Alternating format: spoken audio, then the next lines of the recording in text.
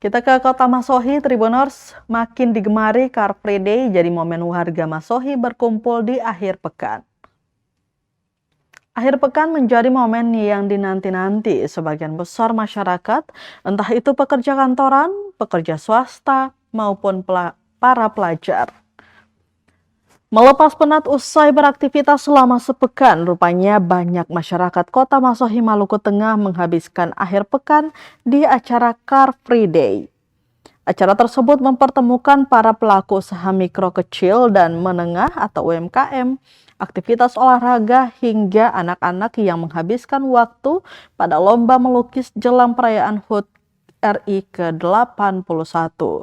Berpusat di Jalan Patimura, Kota Masohi, Kabupaten Maluku Tengah, Maluku. Minggu 2 Agustus 2026, puluhan tenan UMKM digelar para pedagang pada jalan sepanjang hampir 300 meter. Suasana kota yang biasanya sepi kini nampak ramai dengan dibukanya ruang berjumpa bagi para warga di setiap hari Minggu. Masyarakat bukan hanya berbelanja aneka kudapan, mereka turut aktif berolahraga senam yang didominasi oleh ibu-ibu. Momen ini menjadi penanda bahwa Car Free Day telah menjelma menjadi ruang berjumpa bagi masyarakat. Pantauan tribunambon.com, ratusan masyarakat memadati area Car Free Day sejak pagi sekira pukul 8 pagi. Tenan-tenan UMKM didominasi kudapan pasar hingga kudapan kekinian beraneka ragam. Selain itu, tenan-tenan ornamen unik hingga pakaian turut mengambil bagian di Jalan Patimura. Salah satu pengunjung, Salma Raisyadina, mengatakan ia cukup antusias pada acara Car Free Day.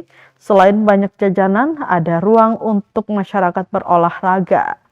Menurutnya, hal itu sangat berdampak pada penguatan UMKM di daerah. Salma yang merupakan mahasiswa Universitas Patimura Ambon itu meminta agar acara seperti ini dapat dipertahankan ke depannya.